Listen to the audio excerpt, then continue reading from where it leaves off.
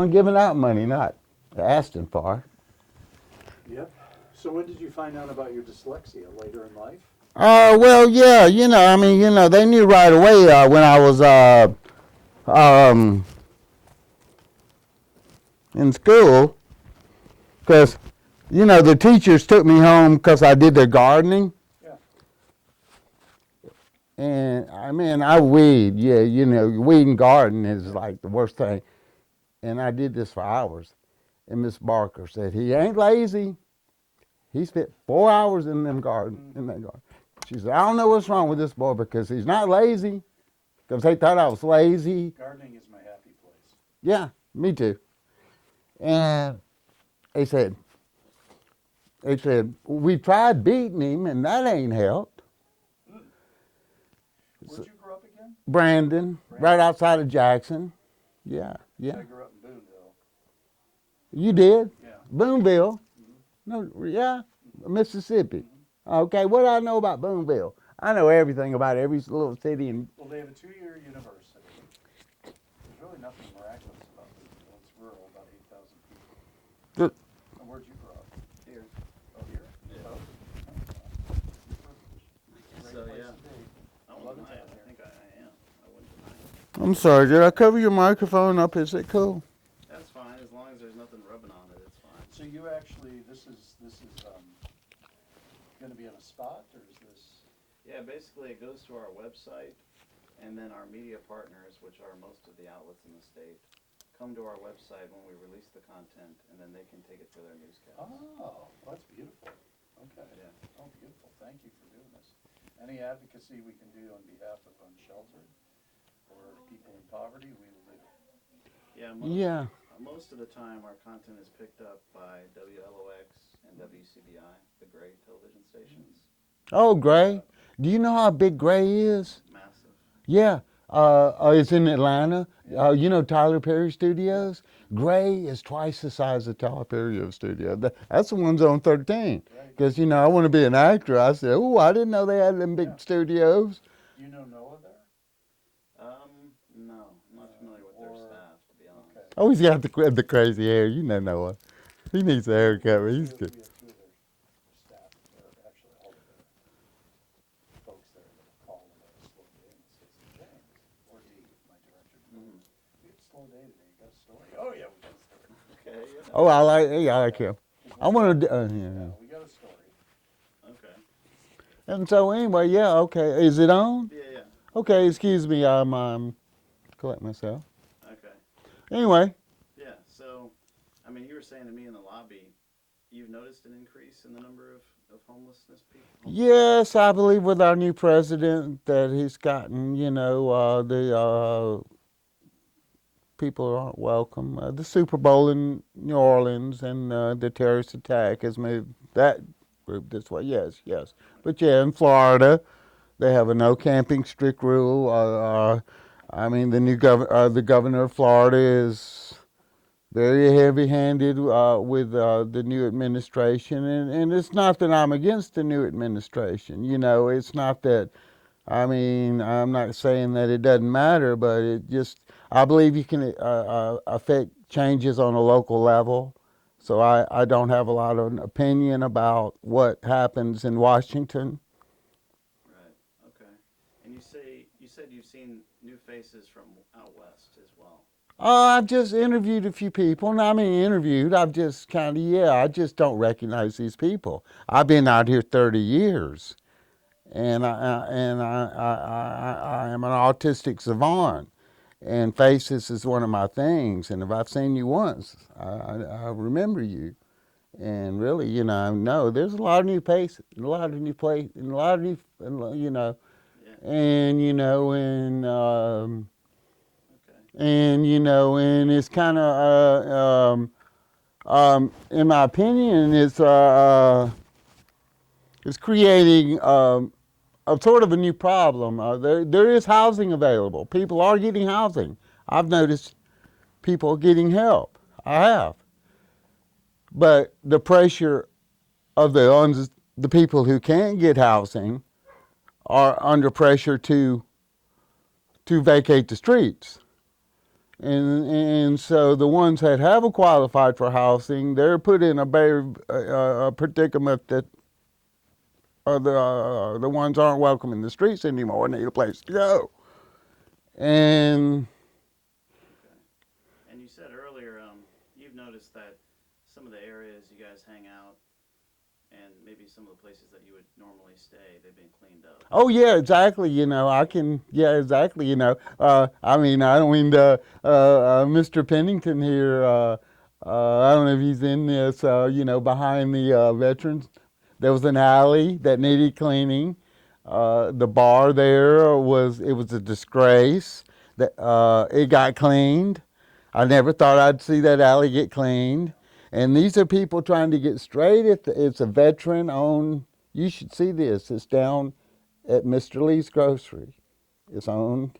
Uh, it was built in Katrina by volunteers, It's our veterans housing rebate and it's there for unsheltered veterans. Okay. and the alley was atrocious. Yep, It's been cleaned. yep. I don't know who did it. They did. Yeah, and Trying to clean up under the bridge. yeah, and where I was on Judge Seacool, there was a camp there. It's been cleaned. The camp here was cleaned recently. Uh, you know, and it's a good thing. And it's a good thing. And when Mercy Cross opened 3 years ago, there was 73 tents I counted in the woods, and now there's 6. Okay, that's another issue that the Catholic diocese has taken up that I won't go into. Okay. But yeah, the woods were clean. The woods were a mess. I wanted a thing where I wanted a group of people, a reality show. I'm always, I'm a consummate actor, but I wanted a reality show with about 100 people, like dressed like ninjas. But I wanted it to be called "Pimp My Camp." I wanted to come in, clean your camp up, put you up in your tent, and maybe I know everybody at the casino. The Hard Rock does a beautiful Thanksgiving here. That's Todd Rosano. He's been the manager at the Hard Rock for over 20 years. We And serve our unsheltered here at Thanksgiving. Well, anybody that wants to be here.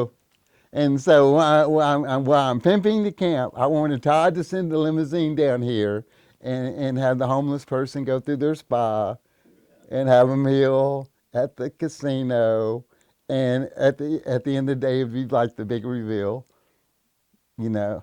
But we, it's hard to get permission from. I had that envision for Mercy Cross, and I spoke to everybody. I spoke to Father Gregory. I spoke to the archdiocese. You see, that's the old high school, and Katrina. That's the Mercy Cross High School. That's that gymnasium down there. If you get a chance to visit down there, it's right down under the bridge. They do. I can't tell you they do lunch. It's a homeless center. You should visit. And it was built in 1941. So a Mercy Cross, the Catholic high school was You built. grew up down there, so you probably know about that. I don't know if I've been down there, honestly. Well, they don't really allow filming cameras down there. Oh, I can get you in. You know me. Everybody sees me coming. I like the Red Sea. They watch. No, I'm teasing. But anyway, it was built in '41. And my idea was, seeing Katrina was restored in 2005, and and so I don't know how many alumni is it. Y'all. My dyslexic self can't do the math. How many graduating classes from Mercy Cross High School from '41 to 2005? Oh, wow. Yeah, and my idea was I wanted to have a class reunion at hope I don't No, you're good. uh, um, at That's the only, that gymnasium, and it looks like that thing out of Footloose. You remember the movie Footloose? You know, everybody Footloose. You know, he'll tell them so. You probably you ain't that. You're not that. James is cool. He remembers. Might be a little young.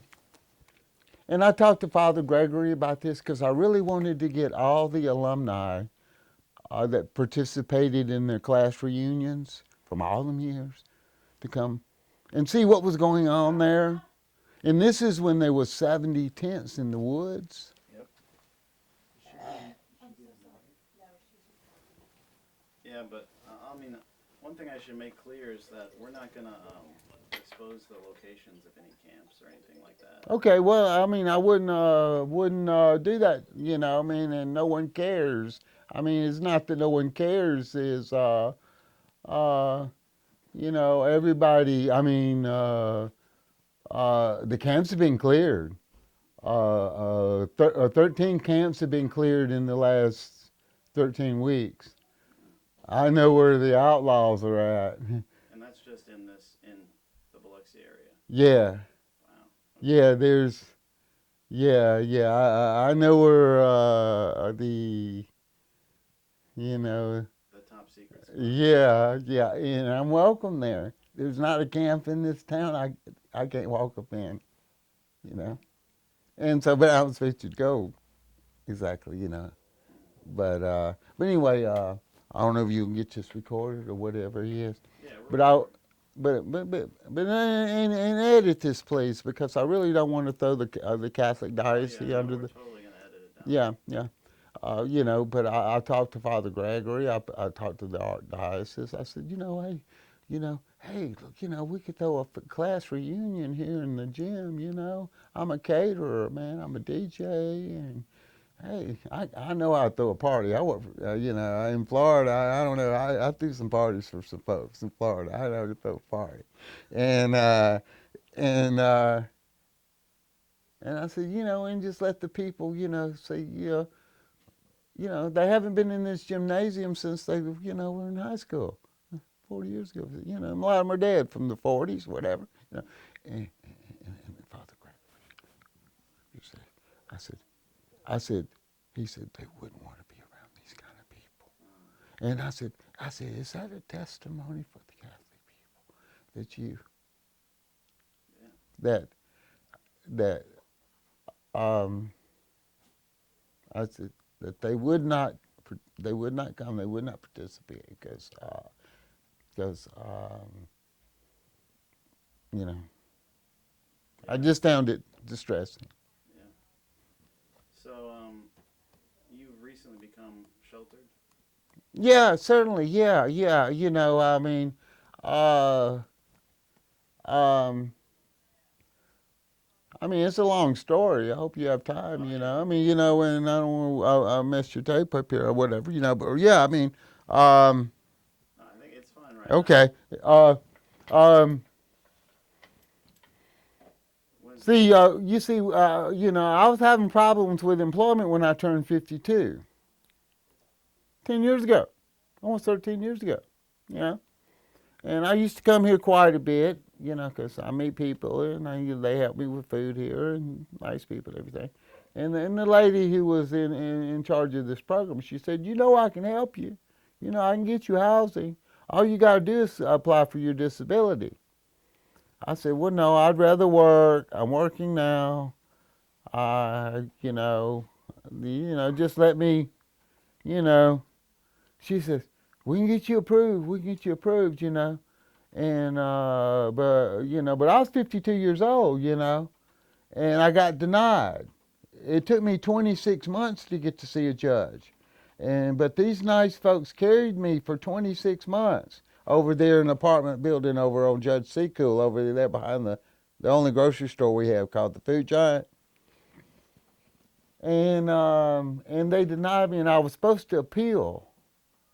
But they said they wanted more information. I was supposed to get to continue to see a psychiatrist, but it takes good money to see a psychiatrist. I mean, I don't have Medicare. They're not paying. I mean, who? I mean, I went and seen the psychiatrist that the disability people sent me to see, and she approved. She said, yeah, he's not here now. I mean, basically, I read her report, and she said, yeah, this guy's, Um, and they said, oh, appeal, and you'll get it. But, but I mean, but they didn't help me appeal. They said, we don't know how to go forward from here. I said, what are you talking about? You don't know how to go forward from here. 3 years of my life, I have put up with the rules. I have put up with the housing. I got here. I've jumped through more hoops. What do you mean you don't know how to go forward from here? I said, it's called an appeal. Well, anyway, and it just went on and on and on, and so 8 years passed. And I'm hard-headed. Hey, I mean, I'm gonna be homeless if y'all put me out of here. I'm sorry I didn't get approved. Got no money. I get food stamps, $300 a month. I'm a professional dumpster driver for the last 10 years. Everything I've gotten, soap, cleaning material, the clothes I wear, everything come out of a dumpster. It's not shameful, but How it is. it's how I've survived. Waiting, for something to happen, because I'm employable. I'm just challenging, you know. And here never, nothing, they just said, just keep applying for, and get I said, well, dang, what about a job?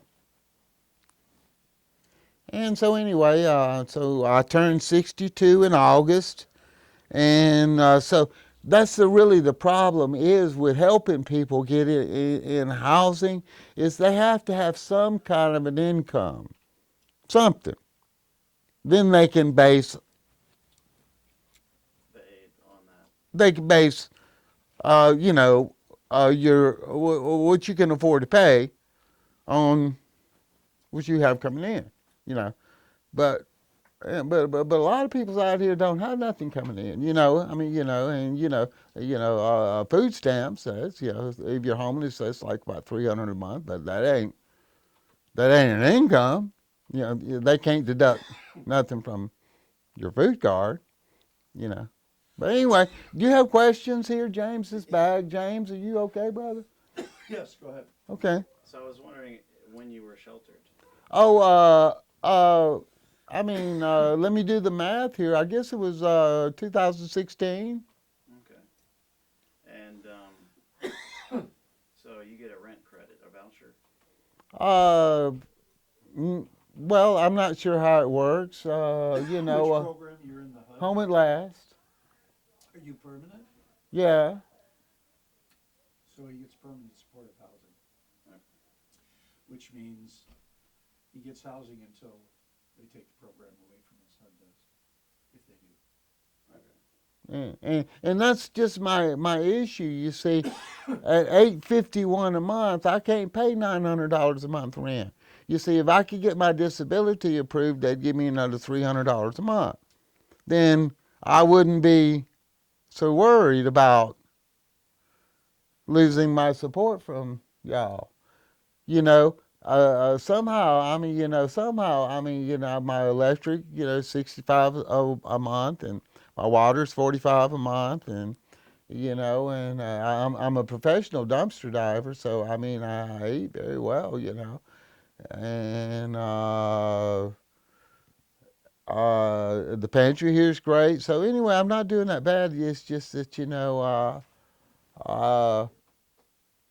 but I've been in this new home over here for about a year now. Yeah, and it's going very well. But yeah, I am very concerned about what our government's doing now, and I'm hoping that I thought you were from HUD. I was hoping to let y'all know that.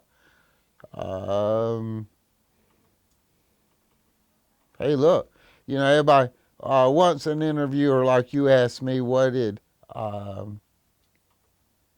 being housed mean to me. And I explained to him that it meant my life, you know. I was raised very well, very nice home. I wouldn't make it on the streets, living in the woods. I wouldn't, you know. And so that means life and death to me. Well, and most people that are living in the woods, it is life or death, because it's a terrible situation, right? If you think you're camping 24 hours a day, 7 days a week, it's not vacation, because resources aren't there, and especially now because they're criminalizing camping, criminalizing the unsheltered and their camps. They don't have anywhere to go. But really, you know, I mean to brag, but I grew up. We had a tennis court and a swimming pool when I grew up. I would make it in the woods. You know, I could learn, but I wouldn't survive. Right. But that's what that means to me to be housed. But I corrected the interviewer at that point, and I said, "Sir, I think your question is incorrect. You should ask me what it means to this community that I'm in house. It means that you can go to work and not see me on the street corner flying a sign. It means that you can go to the park with your children and not have me sitting there. Yeah. It means you can enjoy your life. You know, that's what it means for me to have a home." All right. And for the people that you've spoken to that are living on the streets, have they said any why they are here, and maybe how their experience here compares to other places? Well, of course, everyone loves to come to the South because we are the hospitality state. We're Christians. And, you know, the number one commandment is love your neighbor. Love your God, love your neighbor. We believe that. But we also believe what Peter said, if you don't work, you don't eat. Right. Because I've heard in some people say that they might be attracted to this area because it is a little bit easier to make it. Yeah, well, yes, exactly. Free drinks at the casino. How can you beat that? You know, and you, do you know what alchemy is? Vaguely. Well, it's when you try to turn something into nothing. It's witchcraft. And that's what casinos are, is alchemy. You're trying to take something, you're trying to take lead and turn it into gold. And that's what witchcraft is, you know. That's what baffle. I won't educate you about, you know, about witchcraft, but yeah, you come here and everyone comes here expecting to get something for nothing. And it's of the devil. And the free drinks, they liquor you up, and they get your money and they put you out. The casinos here they need to take more responsibility because you liquor somebody up and take all their money and then you roll them out in the front, put them on the sidewalk, you know. Heck, they need a program where they buy bus tickets to get you home, something, Yeah. And And how old are you now? 63.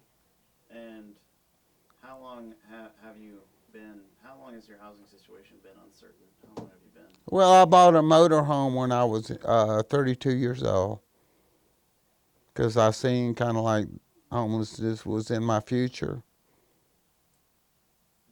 So since 1996. And that's one thing I've heard as well, that many Americans, there's just not this awareness that there are only a few major situations away from maybe being on the precipice of homelessness. Yeah, which, Yeah, homelessness is, I mean, I don't know.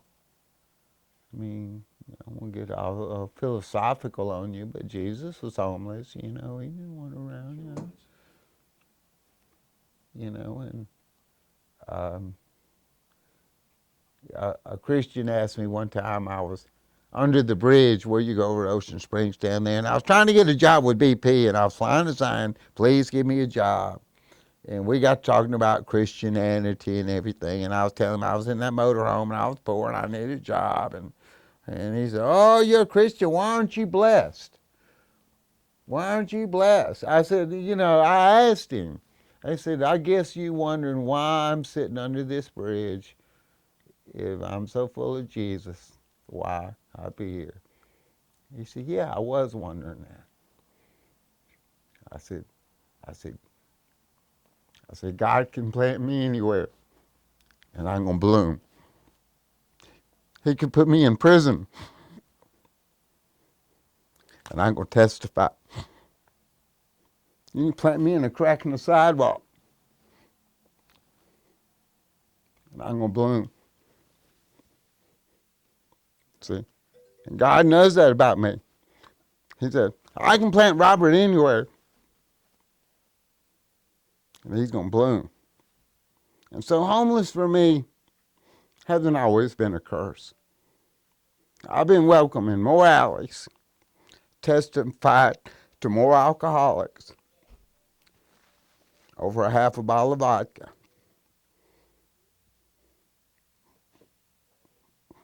I often wonder when I die who's going to come up to me and say, "Do you remember me in the alley in Daytona, spring break, back in like '84?"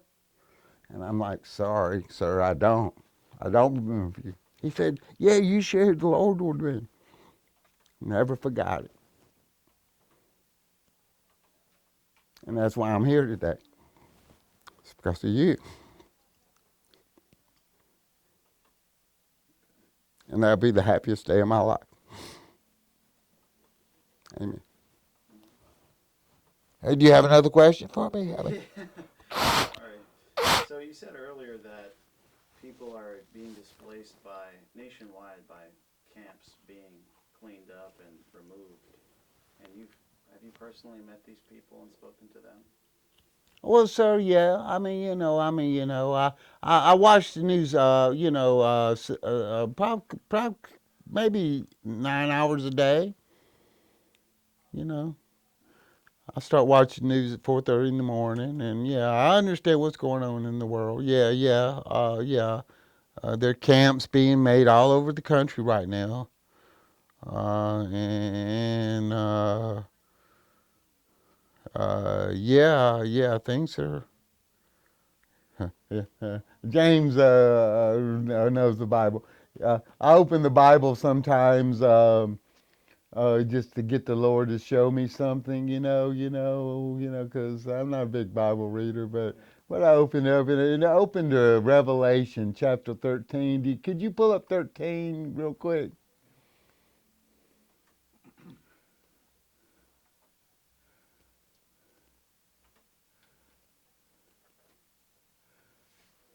I do know the Bible, but I also know it from a different perspective than most Yeah, Christians. Revelation chapter 13. Yeah, the beast down at the sea, Yeah, and the heads. One of them heads. What was it? Bear. 7 heads, 10 crowns of horn, each blasphemous name, leopard, bear, lion, dragon. Okay, read a little bit further. When one of them gets fatally wounded in his head, and please read about that for me, please. And the whole world. Mm. Then I saw a second beast coming out of the earth. It had 2 horns like a lamb, but it spoke like a dragon. It exercised all the authority of the first beast on its behalf, and made the earth and its inhabitants worship the first beast, whose fatal wound had been healed. Okay, what did it say? Fatal wing Fatal wound had been healed. to his head. Okay, what did it say now? Maybe I might have a different verse than the one I read, but what did it say exactly about the fatal wound in his That head? his fatal wound had been healed. And the whole world, what did it say after that?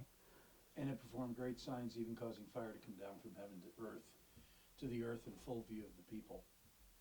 Because of the signs, it was given power to perform on behalf of the first beast. It deceived the inhabitants of the earth. Okay, well, where it said, So, the yeah, fatal wound to his head, and I'm not saying Trump's the Antichrist, but that fatal wound to his head, and the whole world. And to this point, the whole world could not have heard about this. When Trump got shot in the head, the whole world at the same moment knew. well, and he made the statement that God spared me because I'm supposed to save America. But isn't that weird that I pull that up and it starts talking about that Wound to the head. the wound in the head, and anyway, thanks for sharing that with me. But And I don't mean to. this is all imagery and mystical and like hidden language within this book, right? So it's not, but you can relate it to this because it sounds pretty much like Yeah, it is. the bear. That's the leaders of the world. The bears, Bear is Russia. always That's considered Russia. the and which one? What was the other one? The leopard, maybe Africa. Yep. And so anyway, I won't get off onto some deep. But anyway, I pull that up, and Wow. anyway. But I just thought that was very interesting, But anyway, but I've so enjoyed Sam, right? Yes. Okay, so nice to meet you, Sam. I'm hoping I haven't messed your microphone up here. I'm No, just you like, have it. You have yeah. any other question? You want me to grab a case manager or myself, or who would you like to? I mean, I guess I have one question for you, and Mhm. you don't have to answer this one, but I'm wondering, what was the event that finally pushed you into homelessness? Um, you see, I was able to, and before Katrina came, I was knew I needed to stop drinking. That was definitely something that had become quite obvious. And, I was afraid all the time, and drinking made me unafraid. But I found that, the more I drank, the more afraid I was because, how am I going to pay my rent? What did I do last night? Just fear was just overwhelming. So for what relieved my fear, all of a sudden was causing my fear. So anyway, so in the early 2000s, I decided drinking would be a good thing to do. Stop drinking would be a good thing to do. And so I started going to psychiatrists and doctors about trying to getting counseling, and they put me on antidepressants, and I've done them all. There's like 20 of them that I could go down, and but they also threw Xanax in there too. That was like the cocktail. They was like antidepressant Xanax is maybe muscle relaxers and such. So. Okay. And so Xanax, when Katrina hit, everybody in the world got a prescription to Xanax in Katrina because they had lost everything. And so they were letting me have their extras. So I was taking all the ones I could get from my doctor, then I was taking all the ones that my friends were providing me with. And And so the answer to your question again, please, would you repeat it? Yeah, I was just asking what specific moment was the point at which you entered homelessness? Yeah, yeah, yeah. My jobs love me because I'm probably one of the hardest working people on the planet. But when you're, intoxicated, you become a liability. And I become a liability. And that was back in your 30s. No, no, no. You know, 50. You know, I started realizing this when I was about 52. You know, Okay. And is there something that you think people don't understand about homelessness, your average person? yeah, everybody thinks that um,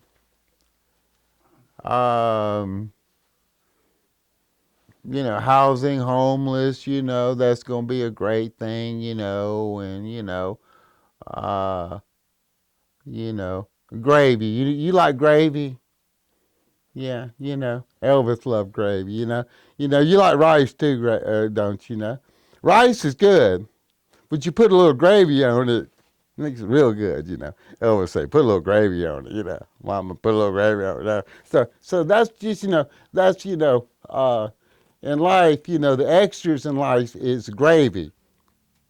Anything you get, I mean, a rice to keep you alive, but, that's what the world gives you is to keep you alive. But the extras you get in life is the gravy in life. That's my metaphor for the extras in life. So, you know, so people can house people, help homeless people, get them fresh toothbrushes, new blankets, the gravy in life. They're going to get things that, they ain't ever.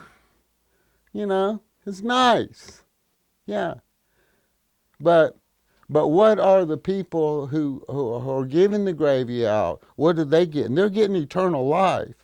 They're getting judged for this. You're going to be judged how you judge the least of the brothers and the sisters. Okay, so who's the winner in this? I get a fresh toothbrush. You get eternal life. Who wins? Who's coming out ahead in this game? Okay? And you can get judged. We as a country are getting judged. This city is being judged. Jesus talks about the poor. You've done to the least of the brothers and sisters, you've done to me. And God is a vengeful God. Everybody talks about God being love, but God to curse you.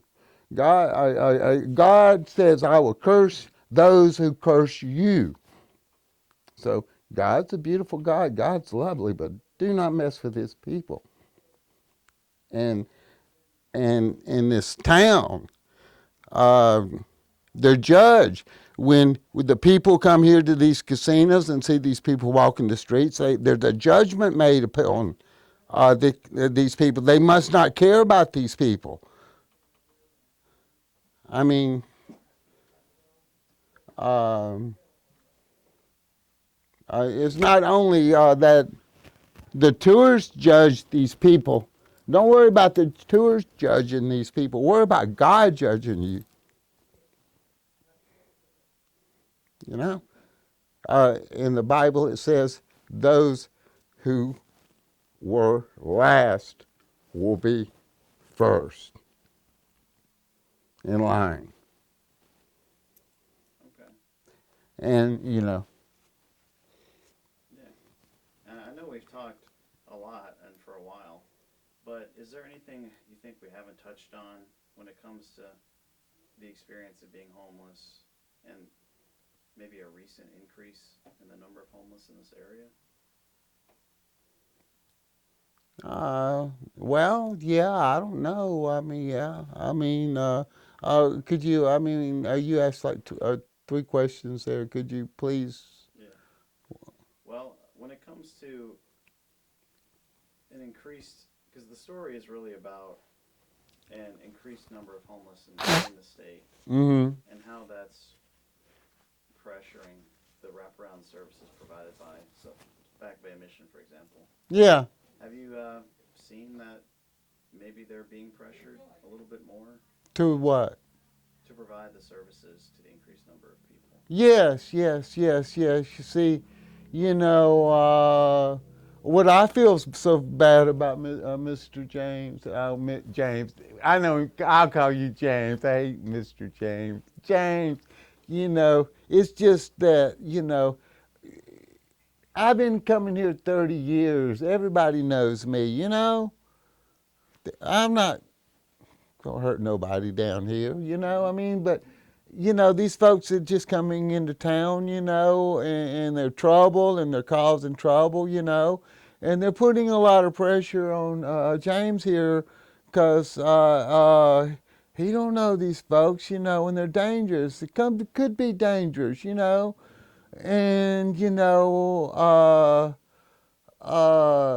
they've had security here and they got expensive. I mean, yeah, it's a lot of pressure to deal with these folks because they're releasing them from jail and mental hospitals, and they're homicidal and suicidal, and uh, you know, imagine it would be a lot of pressure because to deal with somebody that you say the wrong thing to. It might be the last time you say something to somebody. That's pretty good pressure with. Okay. But Can we get Michael to switch with you? sure. Because he's got to go get. Oh, He's yeah. got a All right. short amount of time. Yeah, I know we've been talking for a while, so that's fine. You okay? Yeah. All right. Well, I really appreciate it. Is Michael your case? Yes, he's not your case manager, Vicky. Well, he was. He Yeah, still I got it is. for a little while. He's the Yeah. one that called you to ask you to come in. Excuse me. Excuse me. Yeah, I called It him. was a pleasure. Yeah. Sam, can I get your card? I left. Oh yeah, I got one. Here, let me give it to you. No, you ain't got to get to me. I ain't gonna worry. Yeah, it's okay. No, I it's just in know there. who you was. I know. Let me give it to you, just in case you got any other story ideas. Sure. Yeah. Yeah. And how do you spell your name? Myers. Myers. Okay, Robert Myers. Yeah. Okay. Yeah. Okay. Thanks, James. Oh yeah. Well, I'll talk to you later. Okay. Okay. Thank Yeah. you. Thank you. Appreciate it. Yeah. Thank you, Robert. So All right. Michael's just going to go get Kirsten. Can they do it together? Yeah, we could set it up Okay, like good. that. Because Michael, as much as he's the most fantastic case manager, he's a little shy All right. about cameras, Yeah, I mean, and we're trying to get him on camera. uh-oh. Seems like Robert left his binder here. Oh, is it Robert's phone? Yeah. Give it. Hey, Robert, is this your binder?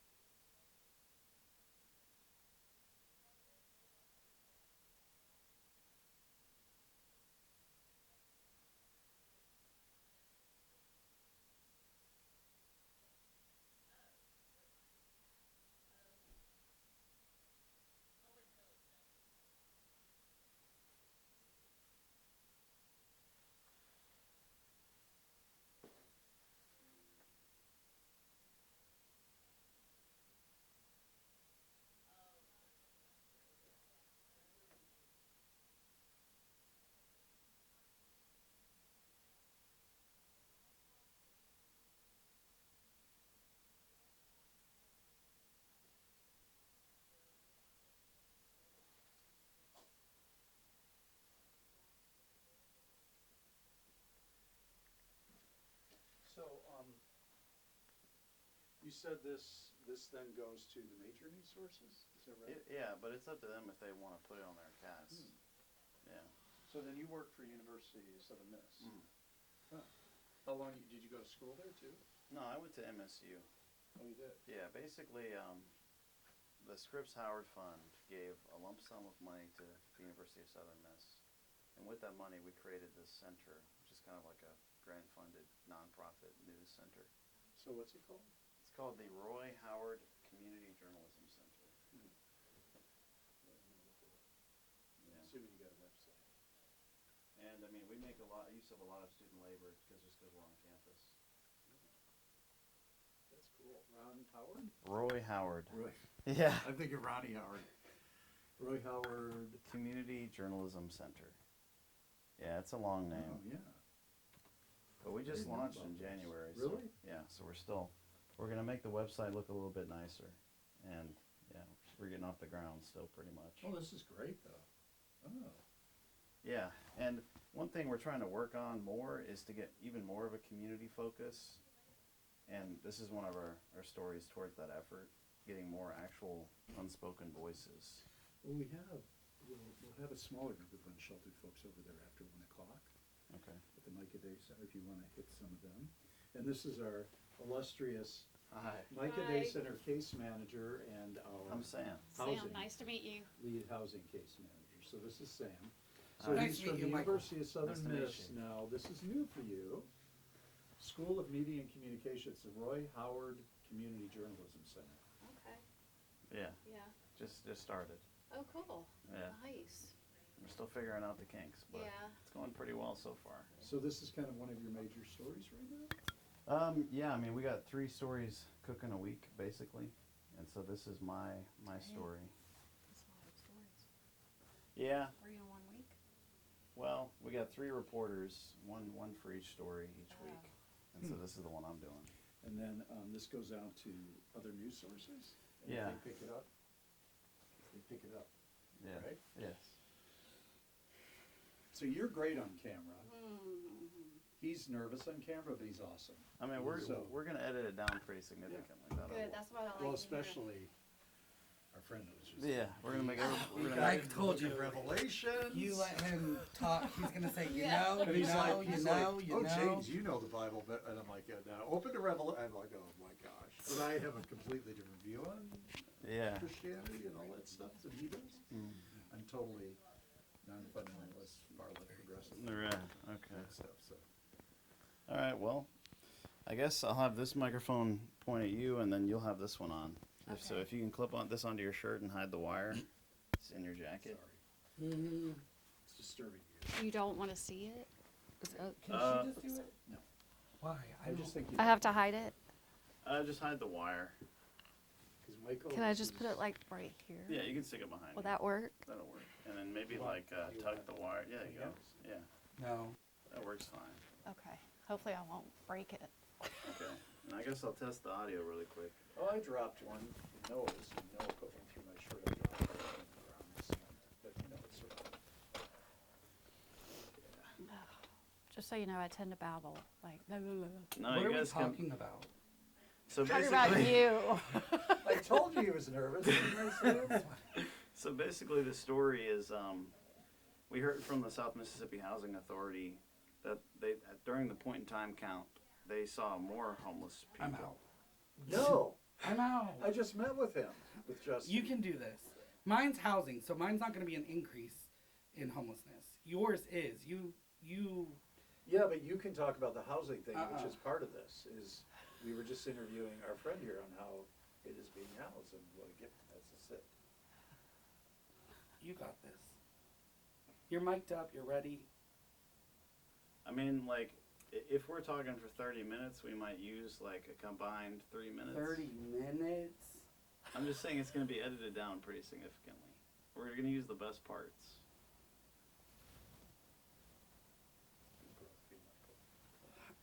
Okay, so we saw an increase in the pit count. Yes, and so that drove us to kind of come down and talk to people and see is the number of homeless actually increasing in the region and what you guys are, how that's impacting your operations. Basically, is why I'm here.